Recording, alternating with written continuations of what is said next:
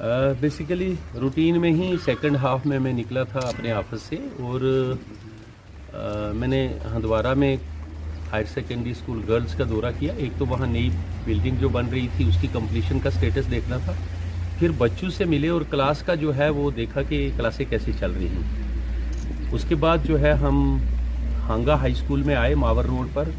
वहाँ बच्चों को क्लास में जाके लर्निंग लेवल देखा बच्चों का, 6वीं 7वीं 8वीं का। बेसिक मेरा थ्रस्ट है इस वक्त के बच्चों को अगर एलिमेंट्री लेवल तक 3 सब्जेक्ट आते हैं तो मुझे लगता है कि उन्हें बहुत सपोर्ट मिलती है बाकी सब्जेक्ट्स में।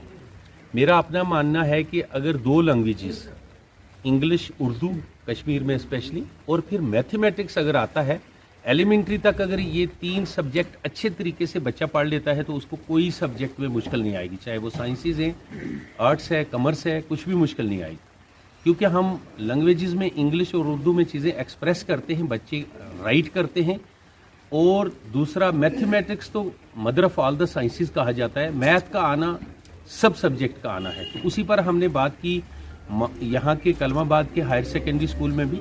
यहाँ भी कुछ बच्चों के इशू थे, मुझे फ़ोन आ रहे थे बहुत सारे बच्चों के कि एक तो कोई होमवर्क जो है बच्चों को नहीं दिया जा रहा है और पेरेंट्स की ख्वाहिश थी कि बच्चों को होमवर्क जब नहीं मिलता तो वो घर में बिल्कुल काम नहीं करते, तो होमवर्क जो है इन्वॉल्व रहना चाहिए ताकि बच्चे घर में बैठें। तो हमने यहाँ आदेश दिए हैं कि इनको सजेस्ट किया है कि 9th-10th क्लासेस को आप क्लासीफाई करें 3-4 कैटेगरीज में, उनके स्लॉट बना लें, उनके लर्निंग लेवल्स को देखें। एक कॉमन सा पेपर डालें मैथमेटिक्स उर्दू और इंग्लिश में, 100 मार्क्स का डालें, 60 का डालें, फिर उनका मेरिट बना लें, फिर उनके स्लॉट्स बना लें। मुझे ऐसा भी लगता है कि कभी कभी 8th का बच्चा उर्दू नहीं पढ़ रहा है, 9th के बच्चे को अंग्रेज़ी ठीक तरीके से पढ़नी नहीं आती। तो ऐसे में अगर हम स्लॉट्स बना लेंगे और मान लो ABCD ग्रुप बना लेंगे, D ग्रुप को एक कैप्सूल कोर्स करवा के आप जो है पहले C में ले जाएं, C को फिर B में ले जाएं, B को A में ले जाएं और एट पार हो जाएं सारे बच्चों के लर्निंग लेवल्स। तो इसके लिए जो है हमने थ्रेडबेर डिस्कशन की है, स्टाफ सारा बैठा था। मुझे उम्मीद है कि यहाँ से ये शुरू करेंगे और एलिमेंट्री लेवल पर यहाँ के जोनल एजुकेशन ऑफिसर थे वो भी जो अपने स्कूलों में इस तरीके से करवाएंगे ताकि जो बच्चों में खास करके 2 साल में जो लर्निंग गैप्स रहे हैं, कोविड में जो लॉस हुआ है, उसको किसी न किसी तरीके से हम पूरा करेंगे। मेरा ये मानना है 10th में जो बच्चा पढ़ रहा है मुझे लगता है वो 8th के ही लेवल आज रखता है, इसलिए कि सारे बच्चों को ऑनलाइन की फैसिलिटी नहीं थी और उस तरीके से बच्चों के जो है लॉस हुए हैं कोविड की वजह से, उसकी जो है भरपाई करने की कोशिश जारी है।